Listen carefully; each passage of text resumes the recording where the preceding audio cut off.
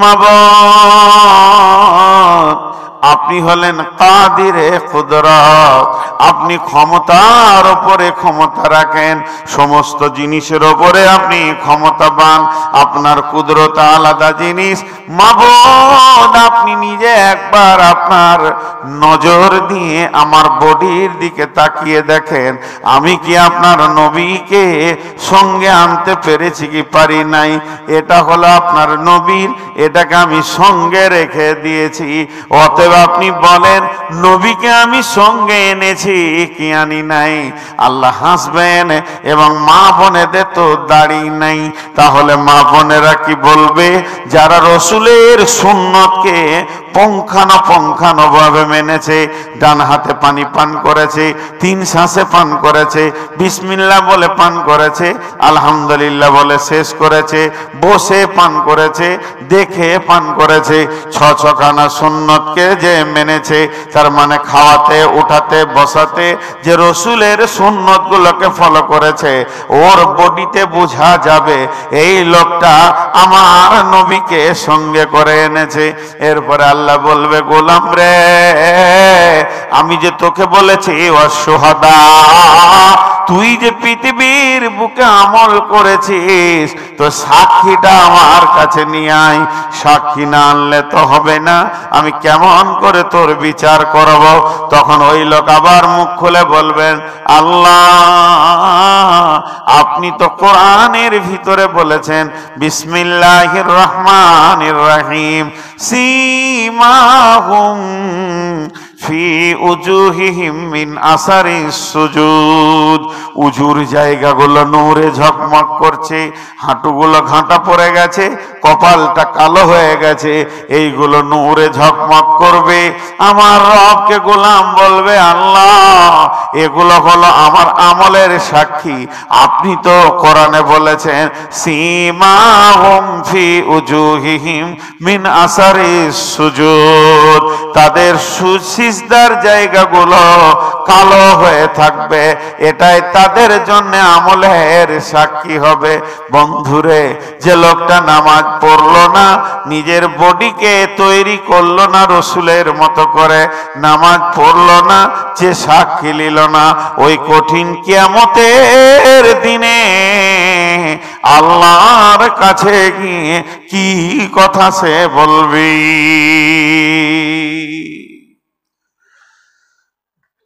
দু 4টা মিনিট সময় দেন। সেটা কি? সেই কিয়ামতের দিনে বিচার শুরু হবে, 2টা আদালত হবে, 2টা। এবার মজার কথাটা শুনেন। একটা আদালতের নাম হচ্ছে হুকুকুল্লাহ, আর একটা নাম হচ্ছে হুকুকুল ইবাদ। হুকুকুল্লাহ, হুকুকুল ইবাদ। এবার হুকুকুল্লাহটা কেমন? আল্লাহর হকের উপরে আল্লাহ বিচার করবেন। নামাজ পড়েছো? জি পড়েছি। রোজা রেখেছিলে? জি রেখেছি। পর্দায় ছিলে? জি ছিলাম। স্বামীকে মেনেছো? জি মেনেছি। আল্লাহর যেগুলো হক আছে, আল্লাহ যেগুলো আপনাকে হুকুম করেছে, এইগুলো ঘাটতি হচ্ছে কিনা আল্লাহ দেখে নেবেন। পুরা আপনার জীবনে যে আমি তোর উপরে কি কি কি কি কি কি কি কি ফরজ করেছি, তার মধ্যে কোনটা কোনটা তুই করেছিস আর কোনটা কোনটা কোনটা কোনটা তোর বাদ গেছে, এটা টোটাল একটা বিচার হবে। তবে আপনাদের মনে সাহস দিচ্ছি আমি, এটা আমি বুখারী বলছি না, এটা আমি মুসলিম বলছি না, এটা আমি আবু দাউদ বলছি না, এটা আমি নাসাই বলছি না, ইবনে মাজাও বলছি না, তিরমিজি শরীফ বলছি না, ইভেন মিসকাত বুলুগুল মারামও বলছি না। আমি আমার মনের দিক থেকে বলছি, হুকুকুল্লাহর আদালত যেটা চলবে, এইটাতে শতকরা 98-95 জন জান্নাত চলে যাবে। আল্লাহ বড় মেহেরবান। যদি কিছু ভুল ত্রুটি হয়ে থাকে আল্লাহ মাফ করে দেন, আল্লাহ পারিনি ক্ষমা করে দেন, আল্লাহ সেই দিনও ক্ষমা করবেন। আল্লাহ এত বড় মেহেরবান। তা একটা দুটা শুনেন কেমন ক্ষমা করবে। আল্লাহ 2 বান্দাকে ডাকবে, আব্দুর রহমান, আব্দুর রহিম, আমি এমনি নাম বললাম, 2 বান্দাকে কাছে ডাকবে। তখন ওরা 2জন বলবে, চরে ওই যে জালসায় শুনেছিলাম কিয়ামতের দিনে বিচার হবে, এবার আমার আর তোর বিচারের পালা পড়েছে, যাই।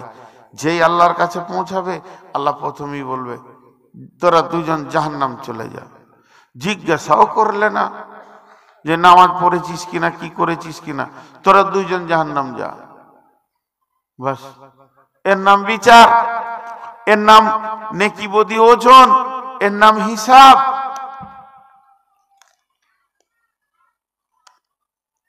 খাতা কলম খুলবো, তার নাম হিসাব। কিন্তু আল্লাহ বলে দিলে আয়, চলে যায় জাহান্নাম। যে এই কথা বলা, ওরে আমার মা রে, বোন রে, আব্দুর রহমান এক পা করে জাহান্নামের দিকে ফেলছে, আর একবার আল্লাহকে দেখছে, আবার এক পা ফেলছে, আর একবার আল্লাহকে দেখছে, ধীরে ধীরে ধীরে ধীরে জাহান্নামের দিকে যেছে। আব্দুর রহিম কি করছে? আব্দুর রহিমকে যখনই বলেছে তুই জাহান্নামে যা, ও জাহান্নামের দিকে দ্রুত গতিতে দৌড়তে শুরু করে দিয়েছে।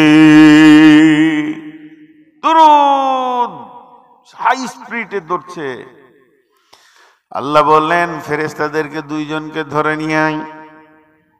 দুইজনকে আনা হলো, দাঁড় করিয়ে দেওয়া হলো। আল্লাহ বলেন আব্দুর রহমান, তোমাকে আমি জাহান্নাম যেতে বলেছি, তো তুমি এত ধীরে যাচ্ছ কেন? তখনও বলছে আল্লাহ, আমি জাহান্নামের দিকে যাচ্ছিলাম, আর আমার মনটা বলছে তোকে আল্লাহ ডেকে নিয়ে মাফ করে দেবে রে। তুই একবার করে আল্লাহর দিকে তাকা, যদি দয়া হয়ে যায় তো মাফ করে দিবে। আপনার দয়ার আশাতে এখনো পর্যন্ত আমার মন বলছে আপনি মাফ করে দেবেন, তাই বারবার তাকাচ্ছিলাম। বলে তোকে আমি জাহান্নামের হুকুম দেওয়ার পরেও কি তোর মন বলেছে আমি মাফ করে দিব? বলে হ্যাঁ, এখন আমার আশা আছে।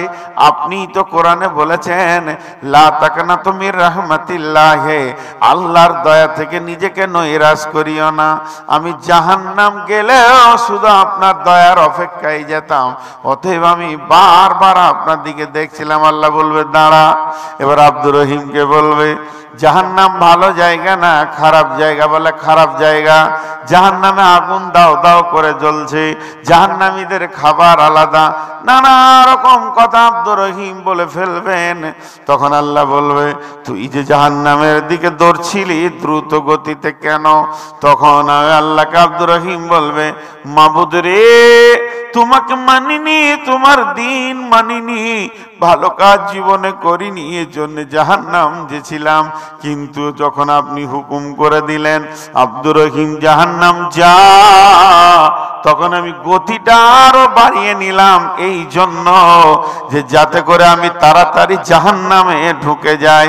তার কারণ হচ্ছে পৃথিবীতে আল্লাহর হুকুম মানতে পারিনি, অন্তত এই সময় আল্লাহর সামনে একটা হুকুমকে মেনে তো দেখায়।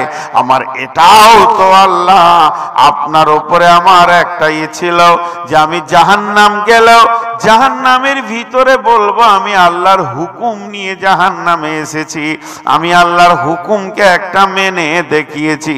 আমার রব বলবে তোদের দুইজনকে মাফ করেছি, জান্নাত চলে যা। এরকম হাদিস অনেক আছে বন্ধুরে।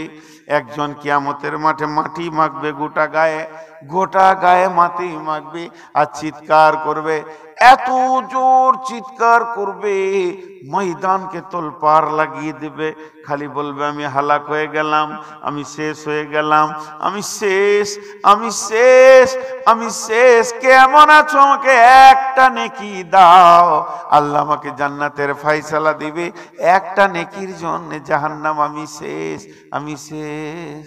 চিৎকার মারছে, আর হিসাব হয়ে গেছে।